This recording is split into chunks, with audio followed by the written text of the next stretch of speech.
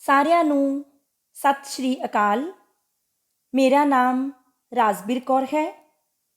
ਮੈਂ ਬਾਬਾ ਨਾਮਦੇਵ ਸਰਕਾਰੀ senior secondary school ਘੁਮਾਣ, ਜ਼ਿਲ੍ਹਾ ਗੁਰਦਾਸਪੁਰ ਵਿਖੇ ਬਤੌਰ ਪੰਜਾਬੀ ਅਧਿਆਪਕਾ ਸੇਵਾ ਨਿਭਾ ਰਹੀ ਹਾਂ।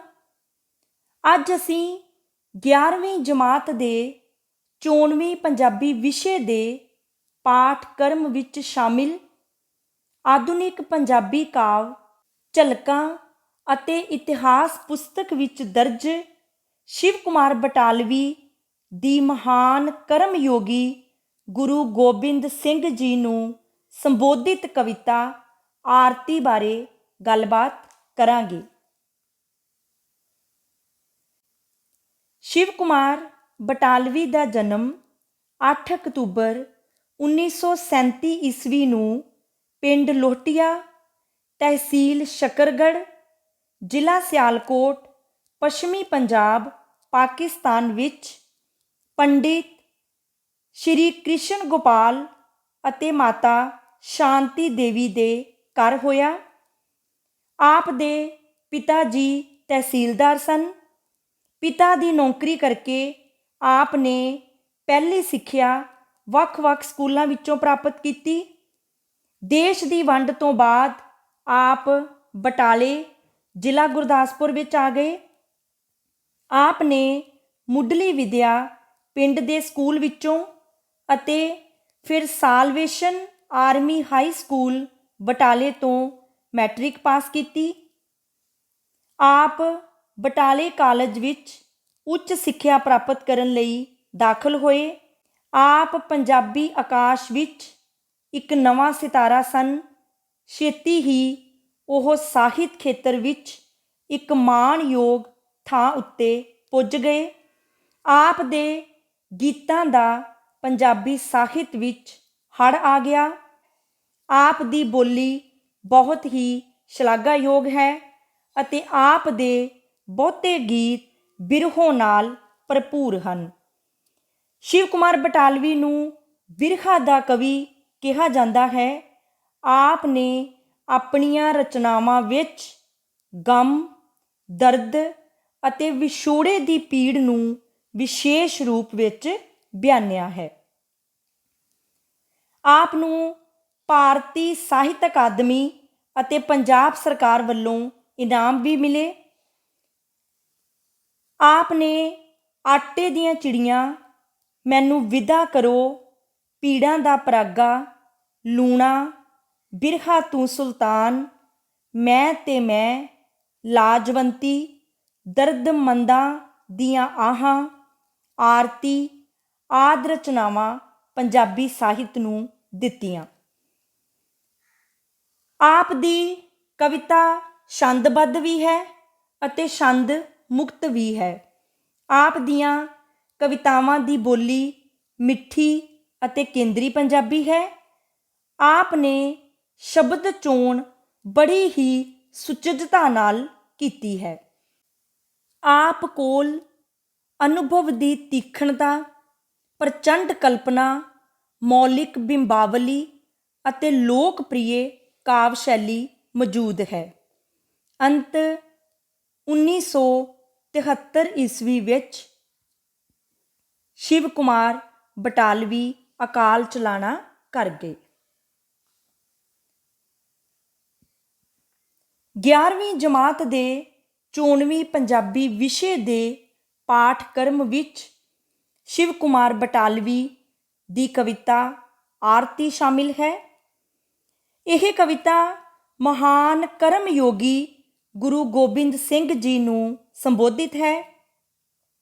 ਇਸ ਕਵਿਤਾ ਵਿੱਚ ਕਵੀ ਨੂੰ ਗੁਰੂ ਜੀ ਦੇ ਉੱਚੀ ਕਰਨੀ ਨਾਲ ਭਰਪੂਰ ਜੀਵਨ ਦੇ ਮੁਕਾਬਲੇ ਆਪਣੇ ਥੋਥੇ ਜੀਵਨ ਦਾ ਅਹਿਸਾਸ ਦੁਖੀ ਕਰਦਾ ਹੈ।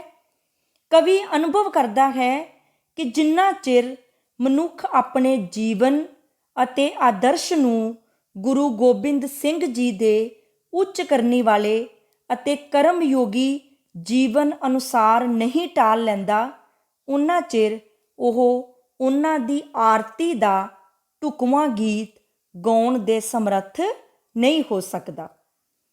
ਸ਼ਿਵ ਕੁਮਾਰ ਬਟਾਲਵੀ ਕਹਿੰਦੇ ਹਨ, ਮੈਂ ਕਿਸ ਹੰਝੂ ਦਾ ਦੀਵਾ ਬਾਲ ਕੇ ਤੇਰੀ ਆਰਤੀ ਗਾਵਾਂ, ਮੈਂ ਕਿਹੜੇ ਸ਼ਬਦ ਦੇ ਬੂਹੇ 'ਤੇ ਮੰਗਣ ਗੀਤ ਅੱਜ ਜਾਵਾਂ, ਜੋ ਤੈਨੂੰ ਕਰਨ ਲਈ ਭੇਟਾ ਮੈਂ ਤੇਰੇ ਦੁਆਰੇ 'ਤੇ ਆਵਾਂ।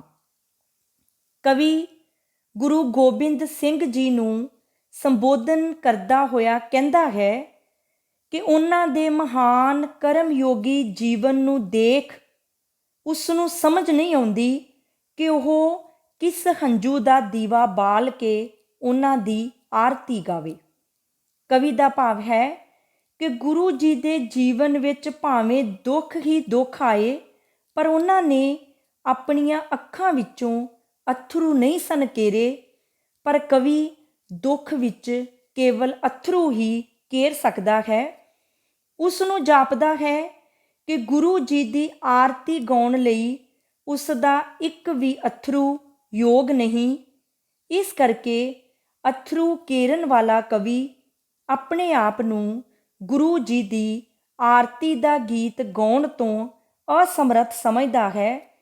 ਫਿਰ ਉਸ ਨੂੰ ਇਹ ਵੀ ਸਮਝ ਨਹੀਂ ਆਉਂਦੀ ਕਿ ਉਹ ਕਿਹੜੇ ਸ਼ਬਦ ਦੇ ਬੂਹੇ ਉੱਤੇ ਜਾ ਕੇ ਗੁਰੂ ਜੀ ਦੀ ਢੁਕਵੀਂ ਉਸਤਤ ਨਾਲ ਭਰਿਆ ਗੀਤ ਮੰਗਣ ਲਈ ਜਾਵੇ, ਜਿਸ ਨੂੰ ਭੇਟ ਕਰਨ ਲਈ ਉਹ ਉਹਨਾਂ ਦੇ ਦੁਆਰ ਉੱਤੇ ਪੁੱਜੇ। ਕਵੀ ਅਨੁਭਵ ਕਰਦਾ ਹੈ ਕਿ ਉਹਦੀ ਸਿੱਖੀ ਹੋਈ ਬੋਲੀ ਵਿੱਚ ਅਜਿਹੇ ਸ਼ਬਦ ਨਹੀਂ ਜੋ ਗੁਰੂ ਜੀ ਦੀ ਸਹੀ ਉਸਤਤ ਗਾ ਸਕਦੇ ਹੋਣ। ਮੇਰਾ ਕੋਈ ਗੀਤ ਨਹੀਂ ਐਸਾ ਜੋ ਤੇਰੇ ਮੇਂ 'ਚ ਆ ਜਾਵੇ, ਭਰੇ ਬਾਜ਼ਾਰ ਵਿੱਚ ਜਾ ਕੇ ਜੋ ਆਪਣਾ ਸਿਰ ਕਟਾ ਆਵੇ, ਜੋ ਆਪਣੇ ਸੋਹਲ ਸ਼ਿੰਦੇ ਬੋਲ ਨੀਹਾਂ ਵਿੱਚ ਚਿਣਾ ਆਵੇ, ਤਿਹਾਏ ਸ਼ਬਦ ਨੂੰ ਤਲਵਾਰ ਦਾ ਪਾਣੀ ਪਿਆ ਆਵੇ। ਸੋਹਲ ਸ਼ਬਦ ਦਾ ਅਰਥ ਹੈ ਕੋਮਲ ਜਾਂ ਨਾਜ਼ੁਕ। ਤਿਹਾਏ ਸ਼ਬਦ ਦਾ ਅਰਥ ਹੈ ਪਿਆਸੇ। ਕਵੀ ਗੁਰੂ ਗੋਬਿੰਦ ਸਿੰਘ ਜੀ ਨੂੰ ਸੰਬੋਧਨ ਕਰਦਿਆਂ ਕਹਿੰਦਾ ਹੈ ਕਿ ਉਸ ਦੇ ਦੁੱਖ ਵਿੱਚ ਅੱਥਰੂ ਕੇਰਨ ਵਾਲਾ ਕਵੀ ਹੋਣ ਕਰਕੇ ਉਸ ਦਾ ਇੱਕ ਵੀ ਗੀਤ ਅਜਿਹਾ ਨਹੀਂ ਜੋ ਗੁਰੂ ਜੀ ਵਰਗੇ ਮਹਾਨ ਕਰਮਯੋਗੀ ਅਤੇ ਸਦਾ ਚੜ੍ਹਦੀ ਕਲਾ ਵਿੱਚ ਰਹਿਣ ਵਾਲੇ ਵਿਅਕਤੀਤਵ ਦੀ ਮਹਾਨਤਾ ਨੂੰ ਪਹੁੰਚ ਸਕੇ। ਉਸ ਦਾ ਕੋਈ ਗੀਤ ਅਜਿਹੀ ਸਥਿਤੀ ਵਿੱਚ ਨਹੀਂ ਉਪਜਿਆ ਜਿਸ ਸਥਿਤੀ ਵਿੱਚ ਵਿਚਰਦਿਆਂ ਗੁਰੂ ਜੀ ਨੇ ਆਪਣੇ ਪਿਤਾ ਨੂੰ ਭਰੇ ਬਾਜ਼ਾਰ ਵਿੱਚ ਆਪਣਾ ਸਿਰ ਕਟਾਉਣ ਲਈ ਭੇਜ ਦਿੱਤਾ ਸੀ। ਆਪਣੇ ਸੋਹਲ ਪਿਆਰੇ ਬੱਚਿਆਂ ਨੂੰ ਨੀਹਾਂ ਵਿੱਚ ਚਿਣਵਾ ਦਿੱਤਾ ਸੀ। ਚਮਕੌਰ ਦੀ ਗੜੀ ਵਿੱਚ ਜੰਗ ਵਿੱਚ ਭੇਜੇ ਆਪਣੇ ਬੱਚਿਆਂ ਦੇ ਪਾਣੀ ਸ਼ਬਦ ਉਚਾਰਨ 'ਤੇ ਉਹਨਾਂ ਨੂੰ ਤਲਵਾਰ ਦਾ ਪਾਣੀ ਪੀਣ ਲਈ ਭੇਜ ਦਿੱਤਾ ਸੀ। ਇਸ ਕਰਕੇ ਕਵੀ ਅਨੁਭਵ ਕਰਦਾ ਹੈ ਕਿ ਉਸ ਦਾ ਕੋਈ ਵੀ ਗੀਤ ਗੁਰੂ ਜੀ ਦੀ ਸਹੀ ਉਸਤਤ ਨਹੀਂ ਗਾ ਸਕਦਾ। ਜੋ ਲੁੱਟ ਜਾਵੇ ਤੇ ਮੁੜ ਵੀ ਯਾਰੜੇ ਦੇ ਸੱਥਰੀ ਗਾਵੇ, ਚਿੜੀ ਦੇ ਖੰਭ ਦੀ ਲਲਕਾਰ 100 ਬਾਜਾਂ ਨੂੰ ਖਾ ਜਾਵੇ। ਮੈਂ ਕਿੰਜ ਤਲਵਾਰ ਦੀ ਗਾਨੀ ਅੱਜ ਆਪਣੇ ਗੀਤ ਗਲ ਪਾਵਾਂ, ਮੇਰਾ ਹਰ ਗੀਤ ਬੁਜ਼ਦਿਲ ਹੈ। ਮੈਂ ਕਿਹੜਾ ਗੀਤ ਅੱਜ ਗਾਵਾਂ, ਮੈਂ ਕਿਹੜੇ ਬੋਲ ਦੀ ਭੇਟਾ ਲੈ ਤੇਰੇ ਦੁਆਰ 'ਤੇ ਆਵਾਂ। ਬੁਜ਼ਦਿਲ ਸ਼ਬਦ ਦਾ ਅਰਥ ਹੈ ਡਰਾਕਲ। ਕਵੀ ਗੁਰੂ ਗੋਬਿੰਦ ਸਿੰਘ ਜੀ ਨੂੰ ਸੰਬੋਧਨ ਕਰਦਿਆਂ ਕਹਿੰਦਾ ਹੈ ਕਿ ਉਸ ਦੇ ਦੁੱਖ ਵਿੱਚ ਅੱਥਰੂ ਕੇਰਨ ਵਾਲਾ ਕਵੀ ਹੋਣ ਕਰਕੇ ਉਸ ਦਾ ਇੱਕ ਵੀ ਗੀਤ ਅਜਿਹਾ ਨਹੀਂ ਜੋ ਗੁਰੂ ਜੀ ਵਰਗੇ ਮਹਾਨ ਕਰਮਯੋਗੀ ਅਤੇ ਸਦਾ ਚੜ੍ਹਦੀ ਕਲਾ ਵਿੱਚ ਰਹਿਣ ਵਾਲੇ ਵਿਅਕਤੀ ਦੀ ਮਹਾਨਤਾ ਨੂੰ ਪਹੁੰਚ ਸਕੇ। ਉਸ ਦਾ ਇੱਕ ਵੀ ਗੀਤ ਅਜਿਹੀ ਸਥਿਤੀ ਵਿੱਚੋਂ ਨਹੀਂ ਉਪਜਿਆ ਜਿਸ ਵਿੱਚ ਗੁਰੂ ਜੀ ਸਾਰਾ ਕੁਝ ਲੁਟਾ ਕੇ ਵੀ ਮਾਛੀਵਾੜੇ ਦੇ ਜੰਗਲਾਂ ਵਿੱਚ ਭਟਕਦੇ ਸੱਥਰਾਂ ਉੱਪਰ ਲੇਟ ਕੇ ਵੀ ਪਿਆਰੇ ਪ੍ਰਭੂ ਦੇ ਭਾਣੇ ਨੂੰ ਮਿੱਠਾ ਕਰਕੇ ਮੰਨ ਰਹੇ ਸਨ। ਉਹਨਾਂ ਦੇ ਸੰਪਰਕ ਵਿੱਚ ਆਈ ਚਿੜੀ ਵੀ ਇੰਨੀ ਬਹਾਦਰ ਬਣ ਜਾਂਦੀ ਸੀ ਕਿ ਉਸ ਦੇ ਖੰਭ ਦੀ ਲਲਕਾਰ ਸੈਂਕੜੇ ਜ਼ਾਲਮ ਬਾਜ਼ਾਂ ਨੂੰ ਖਾ ਜਾਂਦੀ ਸੀ। ਕਵੀ ਦੇ ਗੀਤ ਤਾਂ ਰੋਣ ਧੋਣ ਦੀ ਸਥਿਤੀ ਵਿੱਚੋਂ ਉਪਜੇ ਹੋਏ ਅਤੇ ਬੁਜ਼ਦਿਲ ਹਨ। ਉਹ ਕਿਸ ਤਰ੍ਹਾਂ ਤਲਵਾਰ ਦੀ ਗਾਨੀ ਆਪਣੇ ਗੀਤਾਂ ਦੇ ਗਲ ਪਾ ਸਕਦਾ ਹੈ। ਉਸ ਦੇ ਗੀਤ ਗੁਰੂ ਜੀ ਦੀ ਮਹਾਨਤਾ ਦੇ ਮੇਚ ਨਹੀਂ ਹੋ ਸਕਦੇ। ਉਸ ਨੂੰ ਸਮਝ ਨਹੀਂ ਆਉਂਦੀ ਕਿ ਉਹ ਗੁਰੂ ਜੀ ਦੀ ਉਸਤਤ ਵਿੱਚ ਕਿਹੜਾ ਗੀਤ ਗਾਵੇ। ਉਹ ਕਿਹੜੇ ਬੋਲ ਦੀ ਭੇਟਾ ਲੈ ਕੇ ਉਸ ਮਹਾਨ ਕਰਮ ਯੋਗੀ ਗੁਰੂ ਦੇ ਦਰ 'ਤੇ ਜਾਵੇ, ਕਿਉਂਕਿ ਉਸ ਦਾ ਆਪਣਾ ਜੀਵਨ ਗੁਰੂ ਜੀ ਵਰਗਾ ਮਹਾਨ ਨਹੀਂ ਸਗੋਂ ਥੋਥਾ ਹੈ। ਮੇਰੇ ਗੀਤਾਂ ਦੀ ਮਹਿਫਲ 'ਚੋਂ ਕੋਈ ਉਹ ਗੀਤ ਨਹੀਂ ਲੱਭਦਾ ਜੋ ਤੇਰੇ ਸੀਸ ਮੰਗਣ 'ਤੇ ਤੇਰੇ ਸਾਵੇ ਖੜਾ ਹੋਵੇ, ਜੋ ਮੈਲੇ ਹੋ ਚੁੱਕੇ ਲੋਹੇ ਨੂੰ ਆਪਣੇ ਖੂਨ ਵਿੱਚ ਧੋਵੇ। ਕਵੀ ਗੁਰੂ ਗੋਬਿੰਦ ਸਿੰਘ ਜੀ ਨੂੰ ਸੰਬੋਧਨ ਕਰਦਿਆਂ ਹੋਇਆਂ ਕਹਿੰਦਾ ਹੈ ਕਿ ਉਸ ਦੇ ਦੁੱਖ ਵਿੱਚ ਅਥਰੂ ਕੇਰਨ ਵਾਲਾ ਕਵੀ ਹੋਣ ਕਰਕੇ ਉਸ ਦੇ ਗੀਤਾਂ ਦੀ ਮਹਿਫਲ ਵਿੱਚ ਇੱਕ ਵੀ ਅਜਿਹਾ ਗੀਤ ਨਹੀਂ ਲੱਭਦਾ ਜੋ ਉਸ ਦੇ ਗੁਰੂ ਦੇ ਸੀਸ ਮੰਗਣ ਉੱਤੇ ਸੀਸ ਭੇਟ ਕਰਨ ਲਈ ਉਸ ਦੇ ਸਾਹਮਣੇ ਖੜਾ ਹੋ ਜਾਵੇ ਅਤੇ ਮੈਲੇ ਹੋ ਚੁੱਕੇ ਲੋਹੇ ਨੂੰ ਸਰੀਰ ਦੀ ਕੁਰਬਾਨੀ ਦੇ ਕੇ ਆਪਣੇ ਲਹੂ ਨਾਲ ਧੋ ਦੇਵੇ। ਕਿ ਜਿਸ ਦੀ ਮੌਤ ਪਿੱਛੋਂ ਉਸ ਨੂੰ ਕੋਈ ਸ਼ਬਦ ਨਾ ਰੋਵੇ, ਕਿ ਜਿਸ ਨੂੰ ਪੀੜ ਤਾਂ ਕੀ ਪੀੜ ਦਾ ਅਹਿਸਾਸ ਨਾ ਛੋਵੇ, ਜੋ ਲੋਹਾ ਪੀ ਸਕੇ ਉਹ ਗੀਤ ਕਿੱਥੋਂ ਲੈ ਕੇ ਮੈਂ ਆਵਾਂ, ਮੈਂ ਆਪਣੀ ਪੀੜ ਦੇ ਅਹਿਸਾਨ ਕੋਲੋਂ ਦੂਰ ਕਿੰਜ ਜਾਵਾਂ। ਅਹਿਸਾਸ ਸ਼ਬਦ ਦਾ ਅਰਥ ਹੈ ਸੋਝੀ। ਕਵੀ ਗੁਰੂ ਗੋਬਿੰਦ ਸਿੰਘ ਜੀ ਨੂੰ ਸੰਬੋਧਨ ਕਰਦਿਆਂ ਹੋਇਆਂ ਕਹਿੰਦਾ ਹੈ ਕਿ ਉਸ ਦਾ ਇੱਕ ਵੀ ਗੀਤ ਅਜਿਹਾ ਨਹੀਂ ਜਿਹੜਾ ਉਸ ਸਥਿਤੀ ਵਿੱਚੋਂ ਉਪਜਿਆ ਹੋਵੇ ਜਿਸ ਸਥਿਤੀ ਵਿੱਚੋਂ ਗੁਰੂ ਜੀ ਦੇ ਸਿੱਖ ਉਪਜੇ ਸਨ, ਜਿਨ੍ਹਾਂ ਦੀ ਮੌਤ ਉੱਤੇ ਕੋਈ ਰੋਂਦਾ ਨਹੀਂ ਸੀ, ਸਗੋਂ ਉਸ ਦੇ ਵਾਰਸ ਉਸ ਨੂੰ ਹੱਕ ਸੱਚ ਦੀ ਰਾਖੀ ਲਈ ਸ਼ਹੀਦ ਹੋ ਗਿਆ ਸਮਝ ਕੇ ਫਕਰ ਮਹਿਸੂਸ ਕਰਦੇ ਸਨ ਅਤੇ ਗੁਰੂ ਦਾ ਭਾਣਾ ਮੰਨਦੇ ਸਨ। ਉਸ ਦਾ ਇੱਕ ਵੀ ਗੀਤ ਅਜਿਹੀ ਸਥਿਤੀ ਵਿੱਚੋਂ ਨਹੀਂ ਉਪਜਿਆ ਜਿਸ ਵਿੱਚ ਗੁਰੂ ਦੇ ਸਿੱਖ ਉਪਜੇ ਸਨ, ਜੋ ਕਿ ਦੁੱਖ ਪੀੜ ਦਾ ਅਹਿਸਾਸ ਵੀ ਨਹੀਂ ਸਨ ਕਰਦੇ। ਉਸ ਕੋਲ ਅਜਿਹਾ ਕੋਈ ਗੀਤ ਨਹੀਂ ਜਿਸ ਵਿੱਚ ਦੁਸ਼ਟਾਂ ਦੋਖੀਆਂ ਨਾਲ ਲੋਹਾ ਲੈਣ ਅਤੇ ਕੁਰਬਾਨੀ ਕਰਨ ਦਾ ਚਾਅ ਹੋਵੇ। ਉਹ ਸਮਝਦਾ ਹੈ ਕਿ ਉਸ ਨੂੰ ਉਹ ਗੀਤ ਕਿਤਿਓਂ ਨਹੀਂ ਮਿਲ ਸਕਦਾ ਜੋ ਗੁਰੂ ਸਾਹਿਬ ਦੀ ਮਹਾਨਤਾ ਦੇ ਮੇਚ ਹੋਵੇ। ਉਸ ਨੂੰ ਆਪਣੀ ਇਸ ਅਸਮਰੱਥਾ ਦਾ ਬੜਾ ਦੁੱਖ ਹੈ ਅਤੇ ਉਹ ਇਸ ਦੁੱਖ ਦੇ ਅਹਿਸਾਸ ਤੋਂ ਦੂਰ ਨਹੀਂ ਜਾ ਸਕਦਾ। ਮੈਂ ਤੇਰੀ ਉਸਤਤੀ ਦਾ ਗੀਤ ਚਾਹੁੰਦਾ ਹਾਂ ਕਿ ਉਹ ਹੋਵੇ ਜਿਹਦੇ ਹੱਥ ਸੱਚ ਦੀ ਤਲਵਾਰ ਤੇ ਨੈਣਾਂ 'ਚ ਰੋਹ ਹੋਵੇ, ਜਿਹਦੇ ਵਿੱਚ ਵਤਨ ਦੀ ਮਿੱਟੀ ਲਈ ਅੰਤਾਂ ਦਾ ਮੋਹ ਹੋਵੇ, ਜਿਹਦੇ ਵਿੱਚ ਲਹੂ ਤੇਰੇ ਦੀ ਰਲੀ ਲਾਲੀ ਤੇ ਲੋਹ ਹੋਵੇ। ਮੈਂ ਆਪਣੇ ਲਹੂ ਦਾ ਕਿਸੇ ਗੀਤ ਨੂੰ ਟਿੱਕਾ ਕਿਵੇਂ ਲਾਵਾਂ, ਮੈਂ ਬੁਜ਼ਦਿਲ ਗੀਤ ਲੈ ਕੇ ਕਿਸ ਤਰ੍ਹਾਂ ਤੇਰੇ ਦੁਆਰ 'ਤੇ ਆਵਾਂ। ਉਸਤਤੀ ਸ਼ਬਦ ਦਾ ਅਰਥ ਹੈ ਵਡਿਆਈ। ਵਤਨ ਸ਼ਬਦ ਦਾ ਅਰਥ ਹੈ ਦੇਸ। ਕਵੀ ਗੁਰੂ ਗੋਬਿੰਦ ਸਿੰਘ ਜੀ ਨੂੰ ਸੰਬੋਧਨ ਕਰਦਾ ਹੋਇਆ ਕਹਿੰਦਾ ਹੈ ਕਿ ਉਹ ਚਾਹੁੰਦਾ ਹੈ ਕਿ ਉਹ ਉਹਨਾਂ ਦੀ ਉਸਤਤ ਵਿੱਚ ਇਹੋ ਜਿਹਾ ਗੀਤ ਗਾਵੇ ਜਿਹੜਾ ਕੁਰਬਾਨੀਆਂ ਭਰੇ ਅਮਲੀ ਜੀਵਨ ਵਿੱਚੋਂ ਉਪਜਿਆ ਹੋਵੇ। ਉਹ ਚਾਹੁੰਦਾ ਹੈ ਕਿ ਉਸ ਦੇ ਹੱਥ ਵਿੱਚ ਗੁਰੂ ਜੀ ਵਾਂਗ ਹੀ ਸੱਚ ਦੀ ਤਲਵਾਰ ਅਤੇ ਨੈਣਾਂ ਵਿੱਚ ਜਬਰ ਜ਼ੁਲਮ ਦੇ ਖਿਲਾਫ ਰੋਹ ਭਰਿਆ ਹੋਵੇ। ਉਸ ਵਿੱਚ ਦੇਸ਼ ਦੀ ਮਿੱਟੀ ਲਈ ਬੇਹੱਦ ਪਿਆਰ ਭਰਿਆ ਹੋਵੇ। ਉਸ ਵਿੱਚ ਗੁਰੂ ਜੀ ਦੇ ਲਹੂ ਦੀ ਲਾਲੀ ਅਤੇ ਲੋਰ ਰਲੀ ਹੋਈ ਹੋਵੇ। ਭਾਵ ਉਹ ਗੁਰੂ ਜੀ ਦੇ ਜੀਵਨ ਅਤੇ ਆਦਰਸ਼ਾਂ ਅਨੁਸਾਰ ਹੀ ਢਲਿਆ ਹੋਇਆ ਹੱਕ ਸੱਚ ਲਈ ਕੁਰਬਾਨੀਆਂ ਕਰਨ ਵਾਲਾ ਹੋਵੇ। ਉਹ ਆਪਣੇ ਦੁੱਖਾਂ ਪੀੜਾਂ ਕਾਰਨ ਰੋਣ ਧੋਣ ਵਾਲੇ ਲਹੂ ਦਾ ਟਿੱਕਾ ਕਿਸੇ ਗੀਤ ਨੂੰ ਨਹੀਂ ਲਾ ਸਕਦਾ। ਉਹ ਆਪਣੇ ਬੁਜ਼ਦਿਲ ਗੀਤ ਨੂੰ ਲੈ ਕੇ ਗੁਰੂ ਦੇ ਦੁਆਰੇ ਉੱਤੇ ਨਹੀਂ ਜਾ ਸਕਦਾ।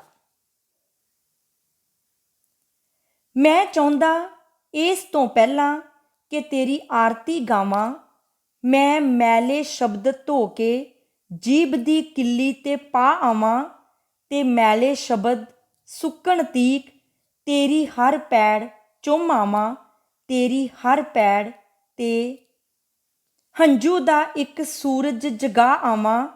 ਮੈਂ ਲੋਹਾ ਪੀਣ ਦੀ ਆਦਤ ਜਰਾ ਗੀਤਾਂ ਨੂੰ ਪਾ ਆਵਾਂ। ਆਰਤੀ ਸ਼ਬਦ ਦਾ ਅਰਥ ਹੈ ਪੂਜਾ। ਕਵੀ ਗੁਰੂ ਗੋਬਿੰਦ ਸਿੰਘ ਜੀ ਨੂੰ ਸੰਬੋਧਨ ਕਰਦਾ ਹੋਇਆ ਕਹਿੰਦਾ ਹੈ ਕਿ ਉਹ ਉਹਨਾਂ ਦੀ ਉਸਤਤ ਭਰੀ ਆਰਤੀ ਦਾ ਗੀਤ ਗਾਉਣ ਤੋਂ ਪਹਿਲਾਂ ਆਪਣਾ ਜੀਵਨ ਉਹਨਾਂ ਦੇ ਜੀਵਨ ਅਤੇ ਆਦਰਸ਼ ਅਨੁਸਾਰ ਢਾਲਣਾ ਚਾਹੁੰਦਾ ਹੈ। ਕਵੀ ਚਾਹੁੰਦਾ ਹੈ ਕਿ ਉਹ ਗੀਤ ਲਿਖਣ ਲਈ ਜਿਨ੍ਹਾਂ ਮੈਲੇ ਸ਼ਬਦਾਂ ਦੀ ਪਹਿਲਾਂ ਵਰਤੋਂ ਕਰਦਾ ਆਇਆ ਹੈ ਉਹਨਾਂ ਨੂੰ ਧੋ ਕੇ ਜੀਭ ਦੀ ਕਿੱਲੀ ਤੇ ਸੁੱਕਣੇ ਪਾ ਦੇਵੇ ਅਤੇ ਉਹਨਾਂ ਦੇ ਸੁੱਕ ਕੇ ਗੀਤ ਬਣਨ ਲਈ ਤਿਆਰ ਹੋਣ ਤੱਕ ਉਹ ਗੁਰੂ ਜੀ ਦੀ ਹਰ ਪੈੜ ਨੂੰ ਚੁੰਮ ਆਵੇ ਅਤੇ ਹਰ ਪੈੜ ਉੱਪਰ ਆਪਣੇ ਅਥਰੂ ਦਾ ਇੱਕ ਸੂਰਜ ਜਗਾ ਕੇ ਵਾਪਸ ਪਰਤੇ ਅਤੇ ਆਪਣੇ ਗੀਤਾਂ ਨੂੰ ਜੰਗ ਵਿੱਚ ਲੋਹਾ ਖੜਕਾਉਣ ਅਤੇ ਲੋਹਾ ਖਾਣ ਦੀ ਆਦਤ ਪਾ ਆਵੇ। ਮੈਂ ਸ਼ਾਇਦ ਫਿਰ ਕੁਝ ਭੇਟਾ ਕਰਨ ਯੋਗ ਹੋ ਜਾਵਾਂ। ਮੈਂ ਬੁਜ਼ਦਿਲ ਗੀਤ ਲੈ ਕੇ ਕਿਸ ਤਰ੍ਹਾਂ ਤੇਰੇ ਦੁਆਰ ਆਵਾਂ। ਮੈਂ ਕਿਹੜੇ ਸ਼ਬਦ ਦੇ ਬੂਹੇ ਤੇ ਮੰਗਣ ਗੀਤ ਅੱਜ ਜਾਵਾਂ। ਮੇਰਾ ਹਰ ਗੀਤ ਬੁਜ਼ਦਿਲ ਹੈ, ਮੈਂ ਕਿਹੜਾ ਗੀਤ ਅੱਜ ਗਾਵਾਂ। ਕਵੀ ਗੁਰੂ ਗੋਬਿੰਦ ਸਿੰਘ ਜੀ ਨੂੰ ਸੰਬੋਧਨ ਕਰਦਾ ਹੋਇਆ ਕਹਿੰਦਾ ਹੈ ਕਿ ਉਹਨਾਂ ਦੀ ਉਸਤਤ ਦਾ ਗੀਤ ਗਾਉਣ ਤੋਂ ਪਹਿਲਾਂ ਜੇਕਰ ਉਹ ਆਪਣੇ ਜੀਵਨ ਨੂੰ ਗੁਰੂ ਜੀ ਦੇ ਜੀਵਨ ਅਤੇ ਆਦਰਸ਼ਾਂ ਅਨੁਸਾਰ ਢਾਲ ਲਵੇ ਤੇ ਉਸ ਵਿੱਚ ਕੁਰਬਾਨੀ ਕਰਨ ਦੀ ਭਾਵਨਾ ਪੈਦਾ ਹੋ ਜਾਵੇ ਤਾਂ ਫਿਰ ਸ਼ਾਇਦ ਉਹ ਆਪਣਾ ਗੀਤ ਉਹਨਾਂ ਦੇ ਅੱਗੇ ਭੇਟਾ ਕਰਨ ਦੇ ਯੋਗ ਹੋ ਜਾਵੇਗਾ। ਉਹ ਬੁਜ਼ਦਿਲ ਗੀਤ ਲੈ ਕੇ ਉਹਨਾਂ ਦੇ ਦੁਆਰ ਉੱਤੇ ਨਹੀਂ ਜਾ ਸਕਦਾ। ਉਂਝ ਉਸ ਨੂੰ ਸਮਝ ਨਹੀਂ ਆਉਂਦੀ ਕਿ ਉਹ ਕਿਹੜੇ ਸ਼ਬਦ ਦੇ ਬੂਹੇ ਉੱਤੇ ਜਾ ਕੇ ਗੁਰੂ ਜੀ ਦੀ ਢੁਕਵੀਂ ਉਸਤਤ ਨਾਲ ਭਰਿਆ ਗੀਤ ਮੰਗਣ ਲਈ ਜਾਵੇ, ਜਿਸ ਨੂੰ ਉਹ ਉਹਨਾਂ ਅੱਗੇ ਭੇਟਾ ਕਰਨ ਲਈ ਲੈ ਕੇ ਜਾਵੇ। ਉਸ ਨੂੰ ਆਪਣੇ ਦੁੱਖਾਂ ਅਤੇ ਰੋਣ ਧੋਣ ਨਾਲ ਭਰੇ ਸਾਰੇ ਹੀ ਗੀਤ ਬੁਜ਼ਦਿਲ ਜਾਪਦੇ ਹਨ। ਇਹ ਸੀ ਸ਼ਿਵ ਕੁਮਾਰ ਬਟਾਲਵੀ ਦੀ ਕਵਿਤਾ ਆਰਤੀ। ਆਰਤੀ ਕਵਿਤਾ ਦਾ ਕੇਂਦਰੀ ਜਾਂ ਅੰਤਰੀਵ ਭਾਵ ਇਹ ਹੈ ਕਿ ਜਿੰਨਾ ਚਿਰ ਮਨੁੱਖ ਆਪਣੇ ਜੀਵਨ ਅਤੇ ਆਦਰਸ਼ ਨੂੰ ਗੁਰੂ ਗੋਬਿੰਦ ਸਿੰਘ ਜੀ ਦੇ ਉੱਚੀ ਕਰਨੀ ਵਾਲੇ ਅਤੇ ਕਰਮ ਯੋਗੀ ਜੀਵਨ ਅਨੁਸਾਰ ਨਹੀਂ ਢਾਲ ਲੈਂਦਾ, ਉਨਾ ਚਿਰ ਉਹ ਉਹਨਾਂ ਦੀ ਆਰਤੀ ਦਾ ਢੁਕਵਾਂ ਗੀਤ ਗਾਉਣ ਦੇ ਸਮਰੱਥ ਨਹੀਂ ਹੋ ਸਕਦਾ।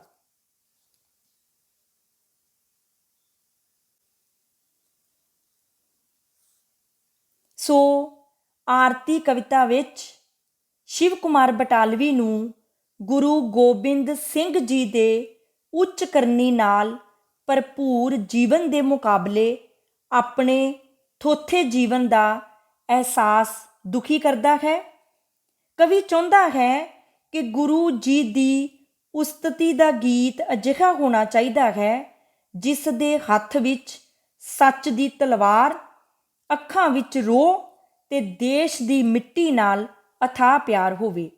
ਕਵੀ ਚਾਹੁੰਦਾ ਹੈ ਕਿ ਉਹ ਗੁਰੂ ਜੀ ਦੀ ਆਰਤੀ ਗਾਉਣ ਤੋਂ ਪਹਿਲਾਂ ਆਪਣੇ ਮੈਲੇ ਸ਼ਬਦਾਂ ਨੂੰ ਧੋ ਕੇ ਜੀਭ ਦੀ ਕਿੱਲੀ ਉੱਪਰ ਪਾ ਦੇਵੇ ਅਤੇ ਉਹਨਾਂ ਦੇ ਸੁੱਕਣ ਤੀਕ ਉਹ ਗੁਰੂ ਜੀ ਦੀ ਹਰ ਪੈੜ ਨੂੰ ਚੁੰਮ ਆਵੇ ਅਤੇ ਉਹਨਾਂ ਦੀ ਹਰ ਪੈੜ ਉੱਪਰ ਹੰਝੂ ਦਾ ਇੱਕ ਸੂਰਜ ਜਗਾ ਆਵੇ।